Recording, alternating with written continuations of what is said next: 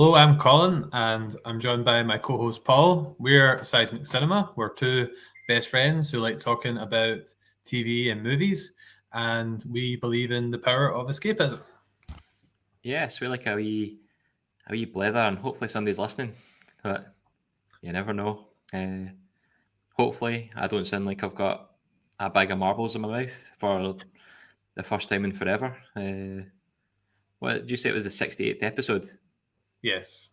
So for 67, I've been sounding like dirt. So hopefully, we're on the right track to sounding a bit more professional. You don't sound like you're underwater either. Good. I'm glad. So finally invested in a mic after all these days. And talking about investment, we have a buy me a coffee page. So if anyone wants to help us with these investments to come up with top quality content with good sound, then feel free to visit our page, buy me a coffee at seismic/seismic cinema, and donate if you can. It'd be great. Thank you. And we've also got a new colour scheme, which is a bit cheerier than the previous dark blue that we had. Yeah, it's only taken us about like 40 episodes to figure out that it was really dark and depressing, a bit like our Black Mirror episode. Which did quite well. Check it out if you haven't seen it.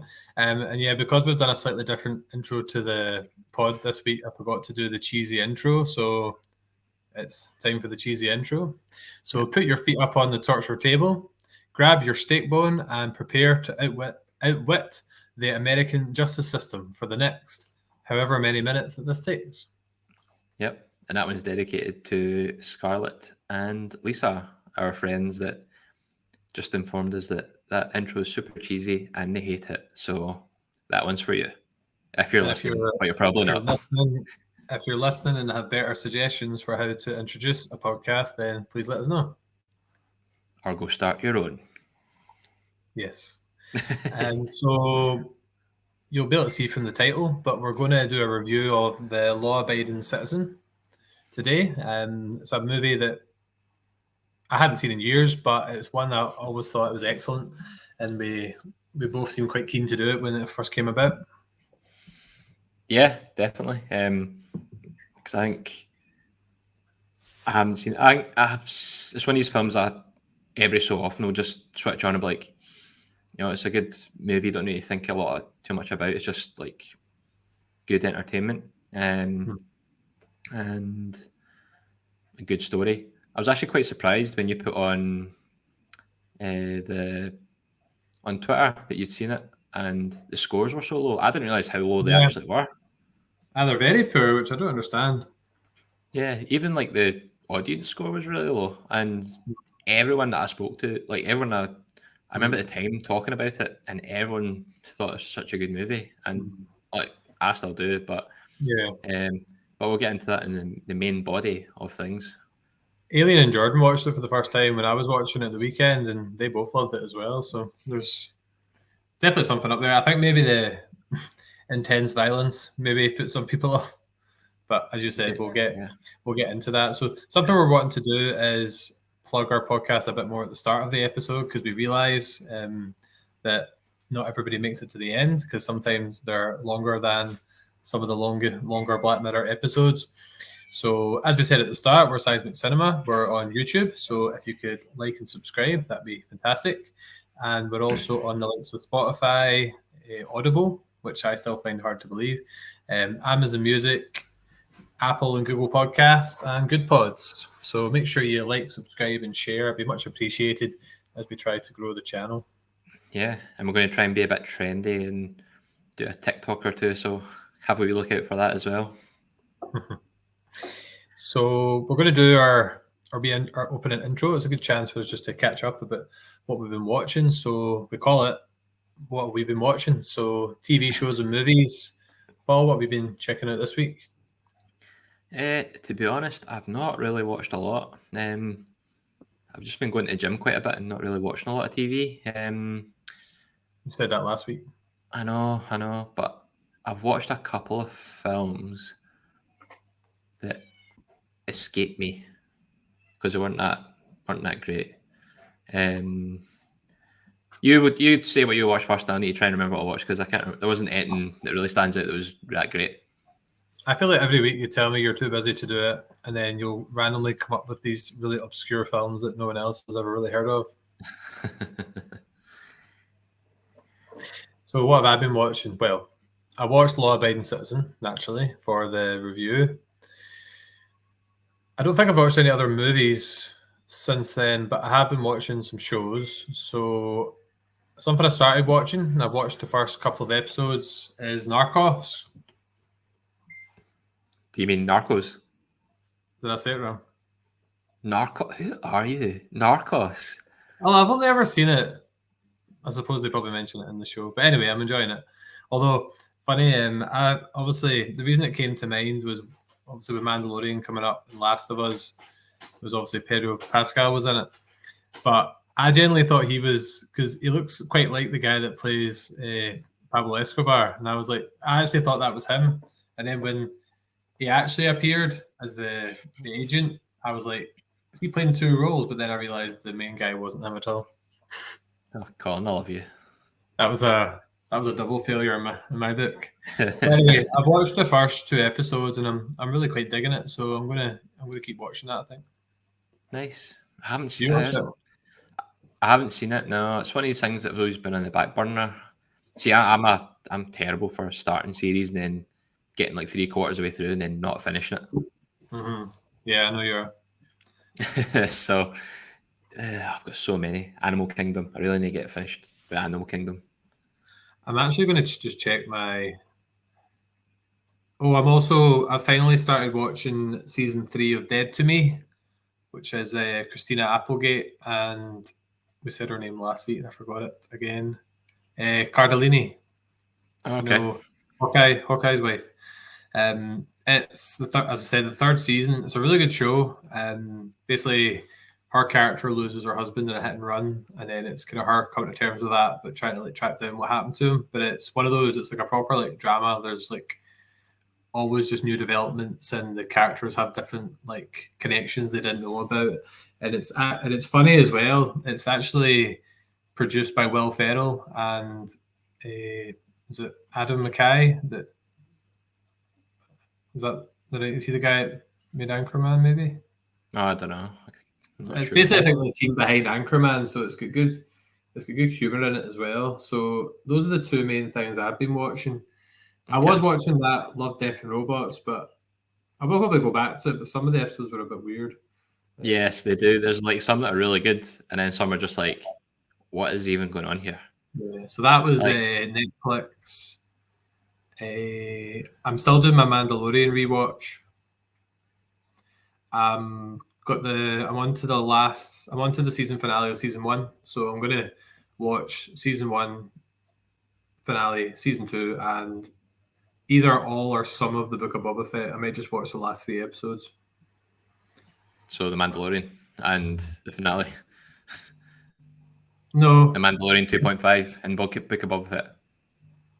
Aye, so the 5, I think episodes 5, 6, and 7 have Mando in them. Yeah. Right. So that's my plan, because it's a great rewatch, and I just want to be really hyped up for the show. And me and Jordan, we started watched the first 5 episodes of Andor during the Christmas holidays, but we hadn't really had a chance to watch it. But we watched the first half of the Eye episode. You know, the finale to the heist. I remember 12. So yeah, that's what I've been doing. Not a movie or show, but I'm very hyped for the new Harry Potter game coming out a week tomorrow. Oh yeah, are you taking a week off the podcast to binge it, to just rattle through the campaign? Nah, but I'm looking forward to it. I hope it lives up to the hype. Boydie's Chris is looking forward to it as well. What house are you going to be? You're going to be Gryffindor? I don't know, but he's Oh, you're a Gryffindor through and through. I know you. I always get Hufflepuff whenever I do these online like sortings. But and the fact you admitted to online sortings just makes it even better. I'll definitely do the different ones. Right. Okay. I'll definitely do probably one with each house. Yeah. I see myself more as a Slytherin. Fits our color scheme. So yeah, main things, as I said, Narcos. Narcos. Not what did you say? Narcos. Well, someone else I know that watched it called it that, and Oh, Dead maybe to Me. somebody. Yeah, maybe somebody does pronounce it Narcos. Never know. I would recommend you and Scarlett check out Dead to Me. I think you'd enjoy it. Probably. And there's I don't know. There's a series coming out called Poker. I think it's Poker Face, and Ryan Johnson is the director of the series. All right, And that'd be good. It's maybe quite good. It's like a crime show, but around poker and stuff. She's like a lie detector. She can tell when people are lying and stuff. So, so I might try and check that out if I can. I really want to watch The Twilight Zone, but it's not on any of the streaming services because obviously I've been reading my Black Mirror behind the scenes book, which is amazing, by the way. Do you want to borrow it when I'm finished? Sure, I'll stick it on the bookshelf next to all my other books I don't read. A lost cause. Yep, definitely, 100%. Also, I want, before we get into the main review, I want my Game of Thrones bottle set back. Oh yeah, we're finished. So yeah, I do need to get that back to you. And I remembered some stuff I watched it too. When you got in? So watched Bad Batch. So I'm up to date in Bad Batch. I think I'm an episode ahead of you. No, we're both up to date, aren't we? No, a new one came out yesterday. So it did. That's right. So we're not up to date. Watched Aliens. That's my favorite. Yeah, I got Scarlett to watch it and she hated it. I was so sad.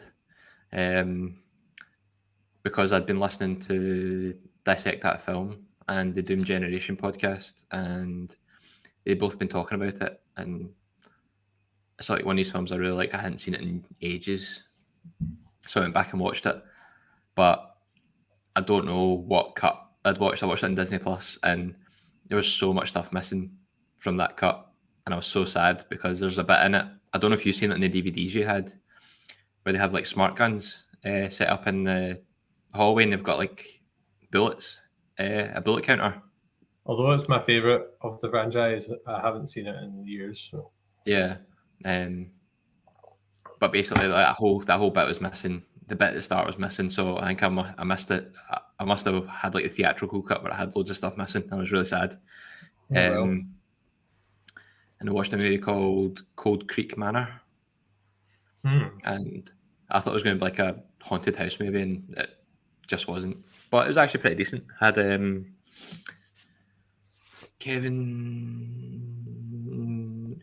Kevin Costner, Dennis Quaid. I always get him too mixed up. Had Dennis Quaid and Sharon Stone and a young Kristen Stewart. And yeah, actually, it was actually pretty good. It was an older film, but it was actually pretty decent. What was it on? It was on Disney Plus, actually. I don't know if it was on the Stars bit or whatever, but it was on one of the movies in there. Okay. So I'd give it a wee bash. It's pretty decent. Cool. Right, well, Paul, this is the clean cut you wanted. We're just about to start talking about law-abiding citizen.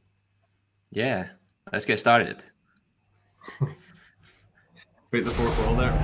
Yep.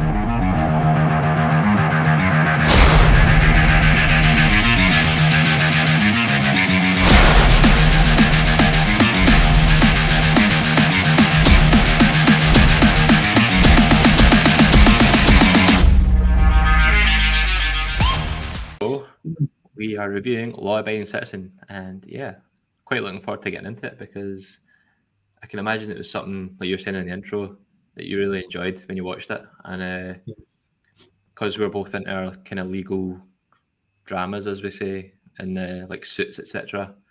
I can imagine that you're really quite into this around the justice system and how it worked and etc. etc. I think the main thing I would take away from it is I remembered, like, what's his name again? Is it Clyde? Clyde Shelton. I remember his, obviously, motivation for what he was doing and how clever he was with it and how much like planning he put in. But I generally did forget how brutal it was. But it wasn't until like I arrived at a certain scene, like the one in the kind of abandoned warehouse, the taxi, and the one in the prison room with the double bed. As soon as that scene started, I had flashbacks to what actually happened. But I had what abandoned taxi? Remember, he pretends to be a taxi driver to take one of the two guys. Oh, he's a police officer. It was a police car. Aye, you know what I mean. I was so confused. I was like, "What taxi?" You're always getting caught up in details. Well, I suppose if you're a certain kind of clientele, then a police officer is a taxi driver. So yeah, I had totally. I remember, as I said, I remember the cleverness, but I was actually taken aback by how extreme the film was at times. Yeah, I know. When I first watched it, I can't remember. I don't remember thinking it was Clyde. I always thought it was somebody helping him. But yeah, the brutality. I think I read somewhere that the prison scene where he stabs his cellmate with the steak bone. Mm-hmm. That I think it almost caused it to get an NC-17 rating in America, which is the highest kind of rating, which kind of stops it getting a lot of coverage. But yeah, I remember it being totally brutal, but really clever as well. So that's why I'm so surprised that I'm still shocked at the Rotten Tomato scores. If anyone's listening and has any insight into why the scores are so low, then you should let us know. Could be Gerard Butler's dodgy accent, right enough, because he is one of us. He gave a great performance, so yeah. It's quite a weird movie because you're so empathetic towards Clyde throughout the whole movie. Even towards the end, when he gets killed by Jamie Foxx's character Nick, I'm still that's rubbish. He should live. It's not his fault. He got sent down this path, and it's not. He's trying to. You understand what he's trying to do, basically. I had a slightly different viewpoint on that. I think for half of the runtime, I was empathetic a bit, but see when he took out his roommate, and then all the kind of other people were innocents, essentially, I started to lose the respect for him at that point. But they're all part of the system, the corrupt system. I know, but the individual people weren't really the issue. Do you know what I mean? Yeah, true. I don't know. I still see even to the end. I still feel like they done him dirty by locking him in that room with a bomb. I'm always just still willing him to escape.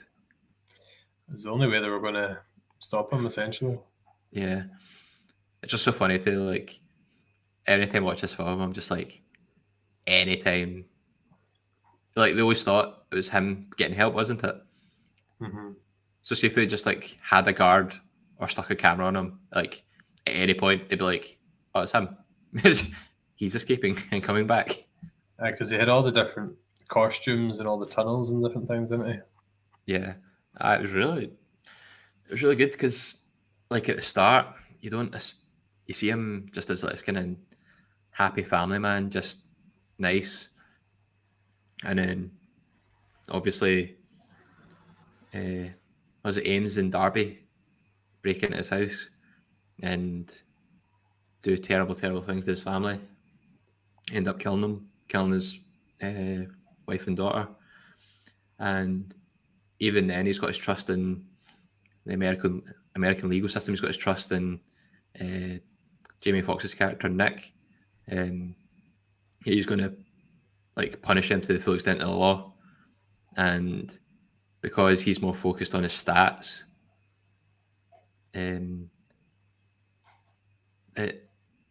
one of them, basically Darby, the worst one of both of them, gets set free, and it's just, you can imagine that happening, deals being struck, and justice not being served because of technicalities, because people are out for themselves.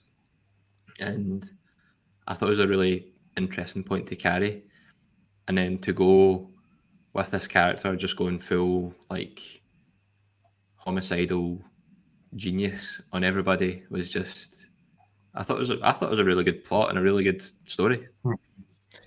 there was a scene I thought was really good. See when I can't remember what he basically gets caught for. Is it when he gets arrested in the first place, and he goes to court, and they're basically going to let him away because there's no evidence or something, and then he just starts like screaming at the judge and insulting her and like just going on and on about the system.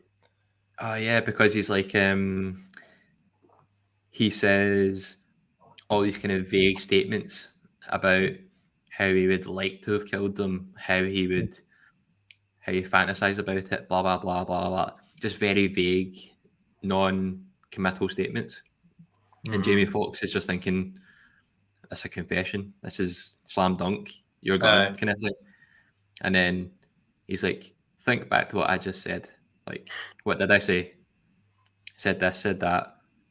None of this is evidence. None of this is a confession." And the judge is like, "You know what? Yeah, you're right. You can just go, or you can go and bail or something, isn't it?"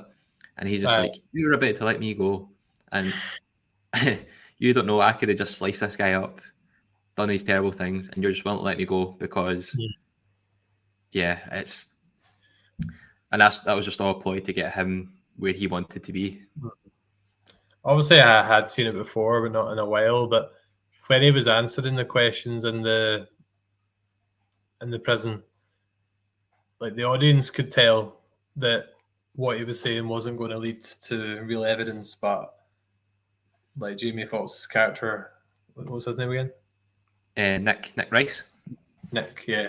So he you could see his kind of growing excitement. He got him, but I think Nick was losing the faith a bit as the film was going on, and towards the end, he was basically like, "Yeah, there's only one way to end this."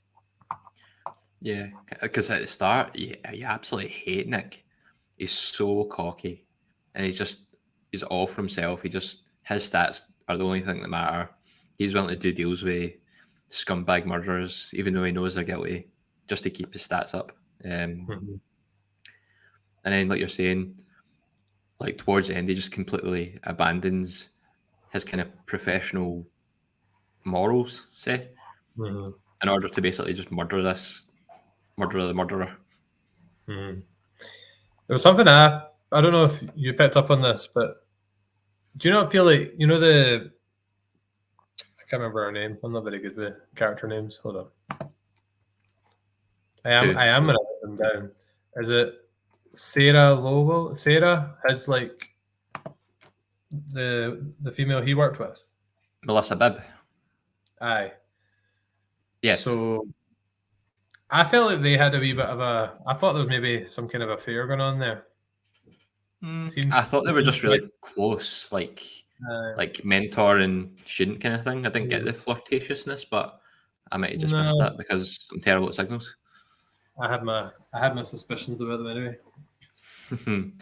But yeah, she was one that I was actually quite surprised that she got killed off during the great lawyer purge of the prison.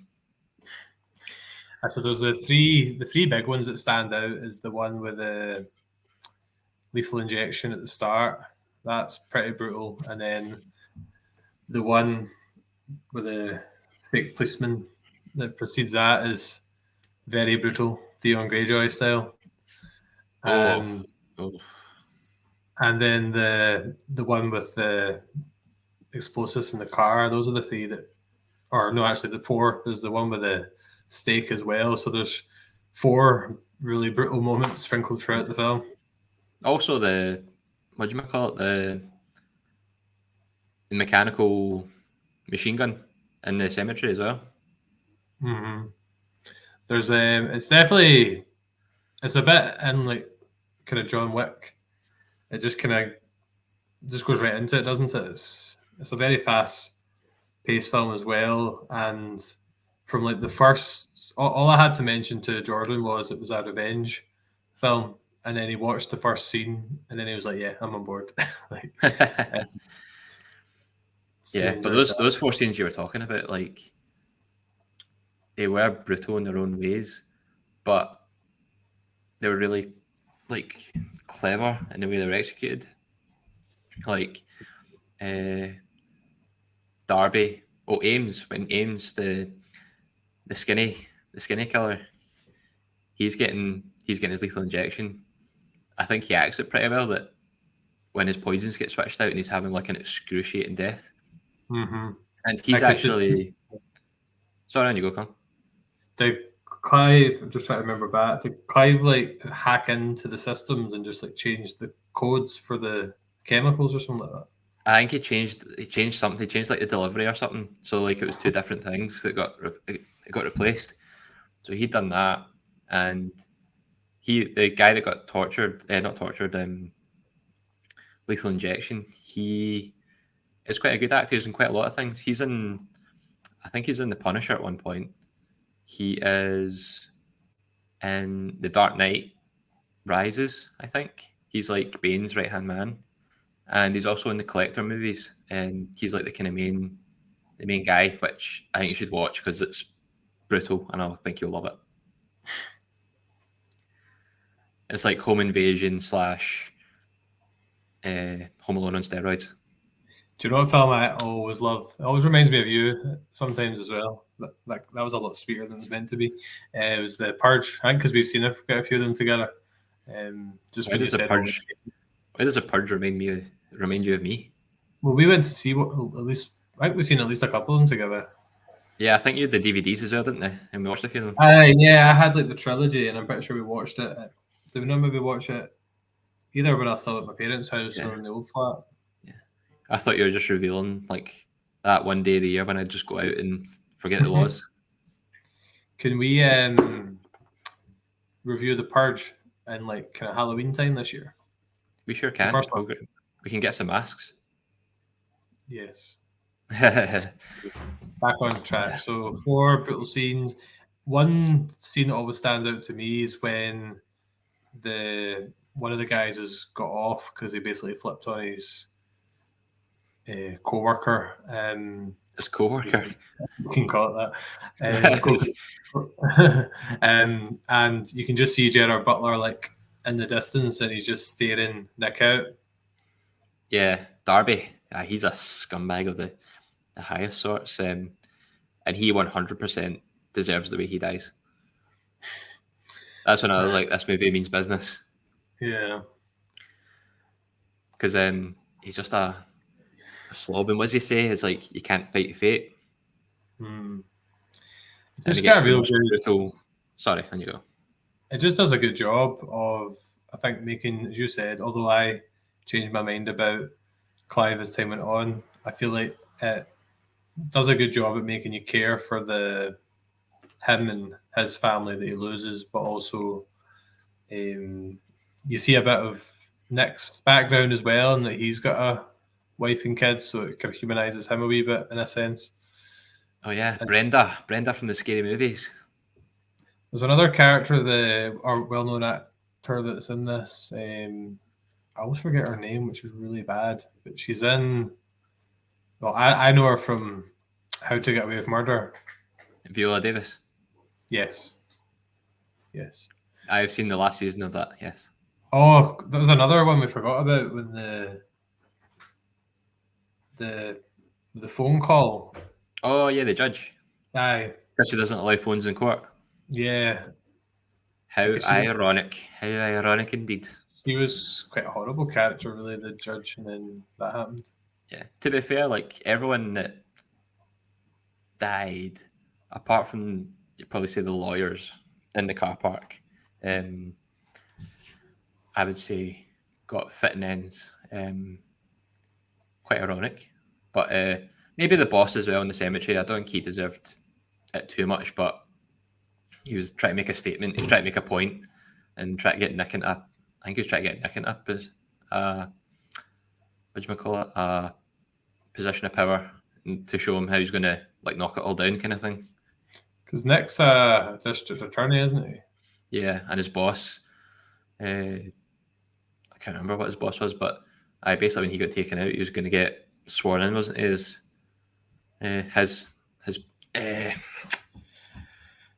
can't think of the word. His successor. That's the word. Question for you. I know you'll be biased. What's better, this or the first John Wick? It's hard to say. They're both different movies. Action-wise, John Wick. Story-wise, I could probably get on this a bit more. It's hard. It's hard to compare them because they're two different. Like, I like the kind of. They're both all about revenge. To be fair, They are about revenge. I like the kind of the moral standpoint of it. I like the message, even though it was probably terribly wrong, that like the justice systems aren't correct, and like you can do these things and still not get justice. People can just do what they want and maybe never get punished for them. So, don't think it's the right way to maybe go about changing it, though. Yeah, but you know, small statements probably don't do much. So he was just going to blow up like the whole of, was it the whole like the kind of city council kind of thing? He was just going to blow them all up and start again. So you know, I'm probably sounding like a terrible person here, but I totally agree with Clyde on this one. These are Paul's personal views, and they don't represent the views of Seismic Cinema. What about you, John Wick, or this? It's kind of different for me because I've only just seen John Wick for the first time, whereas I've got a kind of history with this film in the sense of I've seen it years ago, and I've always highly regarded it. So I would pick this personally. Yeah, by the way, what was your rating for John Wick? Because you never revealed. Oh, yeah. I would give it...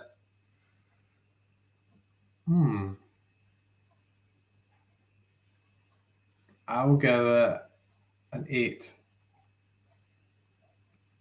I'm coming to your house. Giving you a slap. I totally forgot I was supposed to mention that at the start, but... I know. Daniel being tenterhooks right until 30 minutes in. I'll need to put it in the promo that it's mentioned 32 minutes in.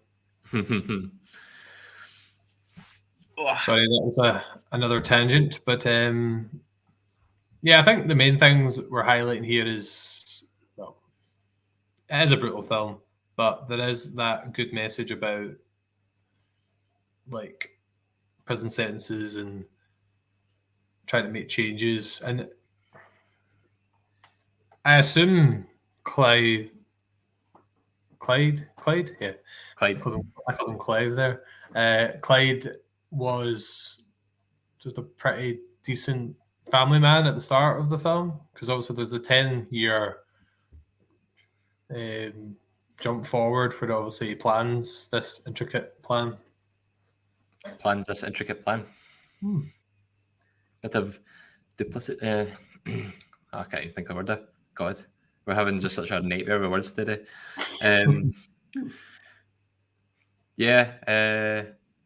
No, I do like his jump towards it, and I do like this kind of plan, like just even the plan to get Darby into his clutches. I think it was really well thought out. And I think when the first time I watched it, I didn't realise Gerard Butler was the cop in the car. Did you not?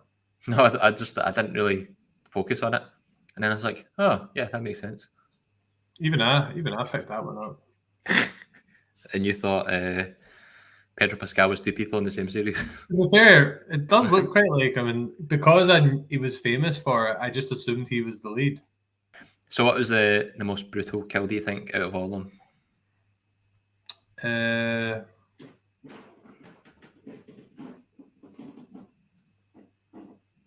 I think the steak one. Steak knife to the neck. Mm-hmm. I'd probably say the first one with Darby. I think they've all got their props, to be honest. I'm not the first one, I mean the second one, because it's Ames that gets killed first, isn't it? So Darby's the second one.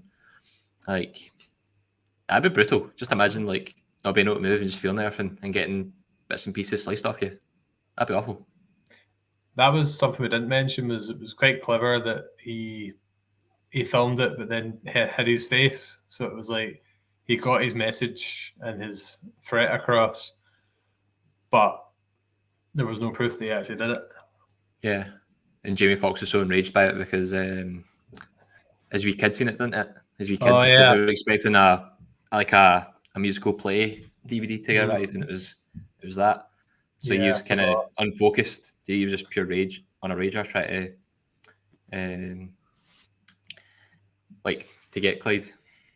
That was one of those just really uncomfortable moments where when your brain kind of clocked on to the fact she was about to watch that play out, you're like, oh my god, like that would scar a person for life. That would. I know. If I was her, I'd be like, what has Nick ordered?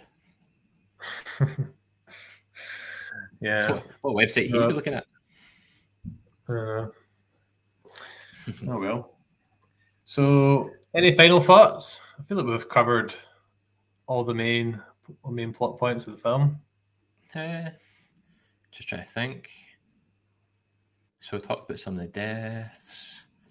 I liked how he was always like having a plan. Like he was kind of foreshadowing, he was always making deals for more information, and his deals led to like he'd be like, oh, like you were saying, like he wanted the steak dinner in the bed so that he could get put into solitary, but it was also so they could find a lawyer, Ames's Darby's lawyer, that was buried somewhere. Yeah. And because Nick and the warden, I think it was, had kind of stalled on it, the lawyer died. But I really liked how he was like making deals, and he was always one step ahead. Something that we hadn't touched on is just when you were talking about the deals, like when he wants the particular bed, or was it a particular mattress? I think it was a mattress, yeah, because he's like, oh, I can't sleep on that mattress. I need a duxion with was it like goose feathers or something, or something feathers? Despite the serious subject matter, it was quite humorous when he was brought all these things into the prison. Yeah, and he was just really happy about himself. Yeah, and what did the warden say? It's like, it's the have-nots that I'd worry about. I wouldn't want to be the one have or something like that. Mm-hmm. I'd be like, yeah, that's definitely a shanking in the shower room for that bed. Oh well.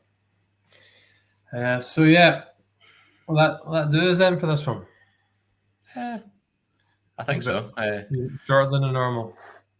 Was that sorry? A wee bit shorter than some of our recent entries.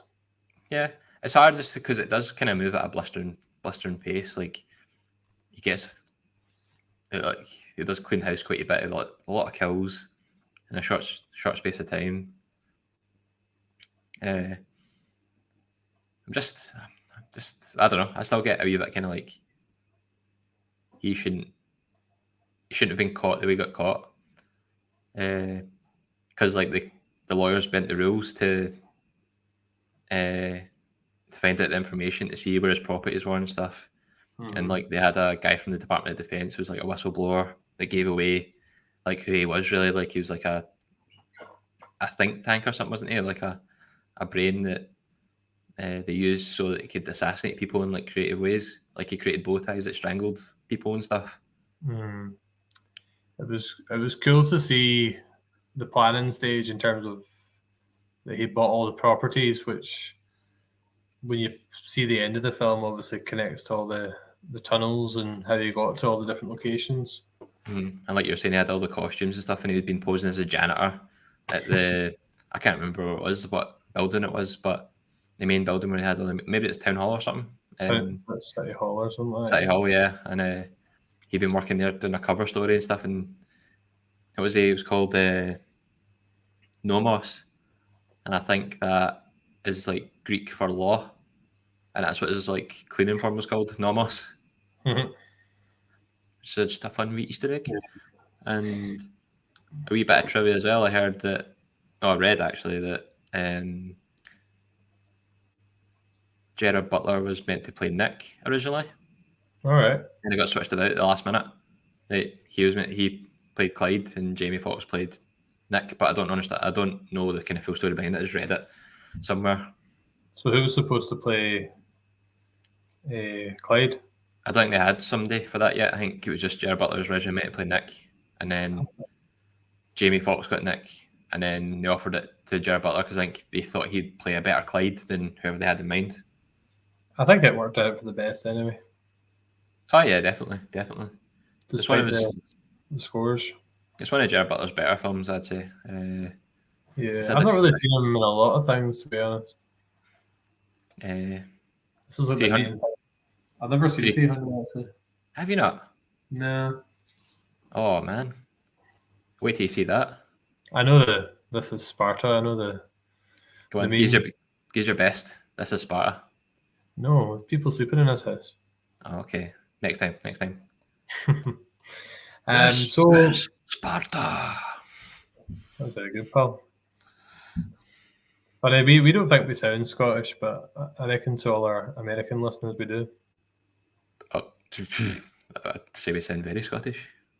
Well, I don't feel like you just know your own voice. To me, it doesn't sound. Yeah, I still find it weird we do a podcast. Like, see in real life, I think I speak like really, really fast, like sometimes inaudibly fast. And then when I'm on the podcast, I'm like, so yeah, Gerard Butler, movie, yes. Right. On that note, that's the review finished, Paul. There's your cue. And we said at the end we talked about movies and TV shows earlier. Talk about some other things. So it could be podcasts we've listened to, audiobooks, any books we're reading, that kind of thing. Are you not giving the movie a rating? I will give the movie a rating. I'm going to give the movie the rating of. I'm going to give it a 10. I don't see the feelings in it. Hold the phone. You gave John Wick an 8 and you're giving this a 10. I've already explained to you I don't have like the personal connection with John Wick that you have right now. But I've always highly regarded this film and I don't see any glaring weaknesses in it. So yeah, I'm going 10. Yeah, if anyone's looking for a co-host, I'm sticking my resume in. Well, what are you giving it then? I would give it a 9. But just based on the fact that I still empathise with Clyde, and I thought he got done dirty in the end, and I wasn't happy. Wasn't happy with it. I would like to see an alternate ending where he gets away with it, blows up City Hall, and the American justice system changes forever. So if there is an alternate ending, then you would give it a higher score, 10. Oh yeah, get 11 out of 10. There you go. So you can't criticize me too much for giving it a 10 in the first place. So yeah, podcasts, audiobooks, books. What have you been reading / listening to then? Reading, nothing, because I don't have time for reading. Today, when I was working, I was listening to What's the Script? A good Scottish podcast. They are hilarious. And they did Indiana Jones and the Last Crusade.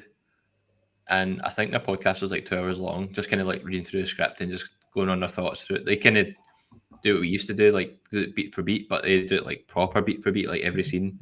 And they're so funny. They're so funny. It was a proper epic, but it was really good.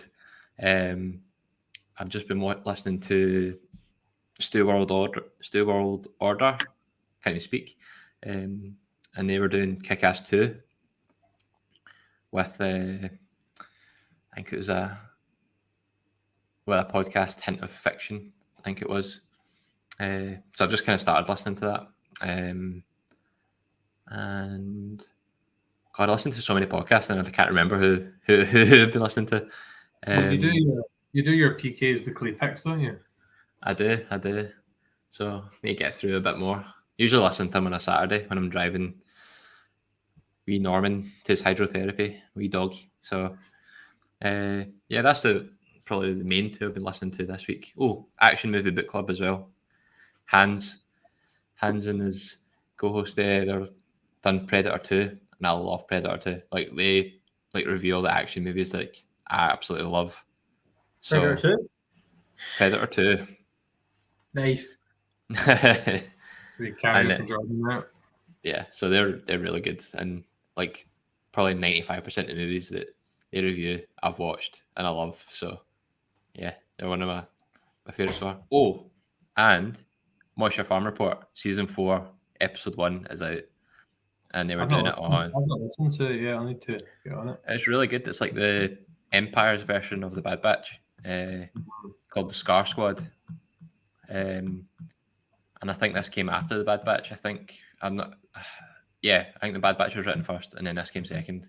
But there's like 7 of them, and it's quite interesting because they talk about the main kind of the leader. It's like their hunter. It's like Sergeant Creel, and it's quite interesting. You should watch it. You should listen to it because it's really good.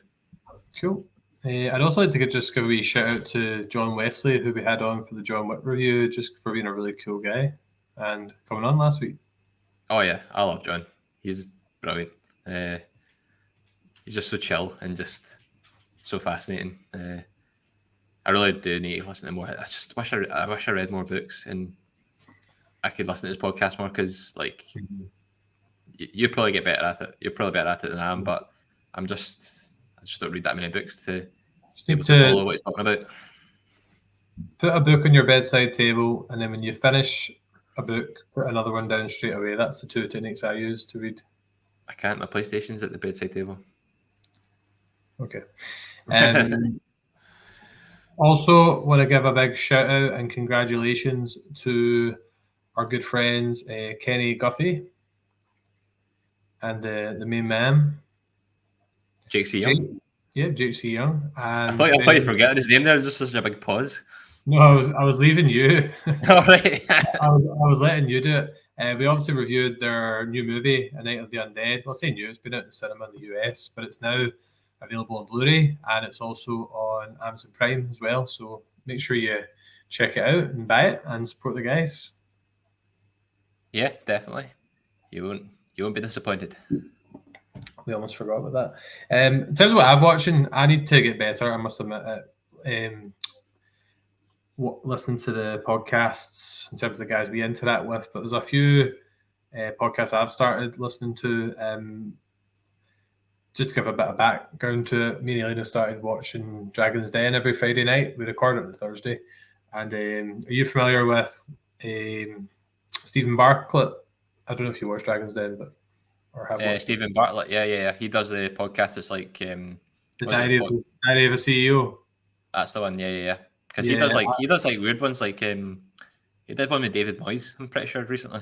I've checked out a couple of those. I think what were the ones I listened to again? I'm kind of like mixing it up with another one because from there I ended up because he was on another one called, and Chris recommended this as well actually, the High Performance podcast. Right. It's a guy called Jake Humphreys. Jake Humphreys. He's is he that sports? Yeah. Yeah. So I've watched his. So he's got one with like Rio Ferdinand. He's got one with like Steven Gerrard. But there's other ones. I was listening to one with like Johnny Wilkinson. Like interviews a lot of like sports people, but also like kind of entertainers and things like that as well. So those are 2 that I'd recommend. And from their sponsor, so the High Performance Podcast sponsor, is a book called Atomic Habits by James Clear. And I downloaded it on Audible because I've got an Audible. I get a credit per month, so I had a couple of credits, and it's a really good book to listen to. It's got like just like loads of like wee small life hacks, like really small things you can implement, wee strategies that make you like more productive, kind of happier, etc. And I've really enjoyed listening to it. There's actually a lot of things I already do, but there's other wee things I picked up as well. It's just like wee simple things, like you heard the 2-minute rule. Is that when you drop food on the floor? No, yeah, there's that as well. But like name something you've always you want to do but just don't have time to do or haven't done. Captain Scotland at a World Cup. Right. So for example, before you could get to that stage, you could lay out your Scotland top and your armband on your bed the night before you go to sleep. And it's all just about putting yourself in the mindset. So like coming home from work and putting on your exercise gear, or laying out the ingredients for a meal in advance of making it. It's just like it's all really simple things, but it's things that when you actually do it, it actually makes a difference. Well, see if you lay the ingredients out before you make a meal. This guy obviously doesn't have a dog. Anyway, you're gonna Atomic Habits. It's really Atomic Habits. Yeah, okay. And I was also listening to Ben Foster's podcast. Oh yeah, I used to listen to that all the time. I was listening to the recent one there. It was like Team of the Year so far. But Your pal Tubes is on it quite a lot. I had this guy, I think Mark Goldbridge, he's Man United. And Jesus, they're so biased, man. He was having like Varane and over like Saliba and all that, and it was mostly Man United and Newcastle, and there was like no Arsenal players.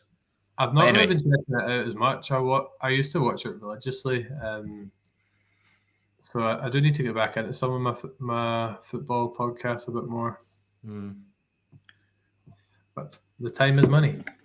So future episodes, I thought it'd be good just to share what we've got coming up. So next week we're going to something I've been wanting to rewatch. I haven't watched it in years. Is we're going to do a review of Titanic to celebrate its 25th, the movie's 25th anniversary. Not the Titanic's 25th anniversary, but the movie. And then we're thinking get your tissues ready. Get your tissues ready. And we're thinking of Kate Winslet. And we're thinking of doing an Ant-Man 1 and 2 review ahead of the new Ant-Man film. A Mandalorian review and season 3 preview. Something Paul's not seen. Creed 1 and 2 review. A bit of Scream, a wee bit more John Wick. A wee episode of Jaws, maybe featuring Mrs. Mama Kelly. And then a wee bit of Bad Batch season 2. So that's the kind of plan for February and March in terms. So if anyone listening wants to give us their review or views on those films or Easter eggs, or is keen to come on and discuss them with us, then please hit us up in the comments or private messages on Twitter. Yeah, quite looking forward to this is the first time we've probably been planned for a wee while, so it's good to have a clear lookout and be able to get things organised and get things watched. That's not true, Paul. I've always got an outline for the month, because otherwise how would we know what we're doing each week?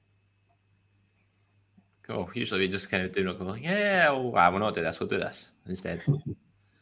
Well, we're still churning out content. So as I said at the very start, if you enjoyed this podcast and you made it this far, then please like it. Please share it with other people. Make sure you subscribe, follow, depending on the different platforms, and help us to continue to grow our channel. Yep, definitely. We want a wee push. I put a thing out on Twitter. Like if we get to 100 subscribers by the end of February, I'll get Colin to do some terrible forfeit. So gets to 100 and I'll think about it. No, I might sabotage your figures. Yes, the 5 accounts that I've subscribed with, I'll need to get rid of them. Right, well, that's the end. I've enjoyed our new structure in a sense, and our new background color. It's a wee bit brighter. A bit like us, a wee bit brighter. And you look the part with that mic, and I'm so jealous. Actually, I need to up my equipment game. I know. I'm just hoping it's recording. I think I would just imagine we just went through this on. It's just not recorded anything.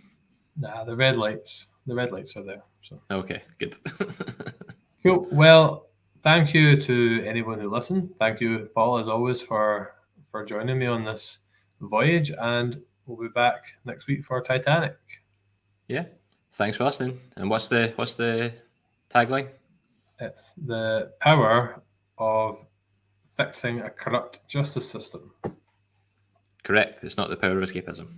It actually is the power of escapism. So I hope you enjoyed escaping with us. Yeah. Unless you're escaping into tunnels and somebody puts a bomb in your cell when you get back.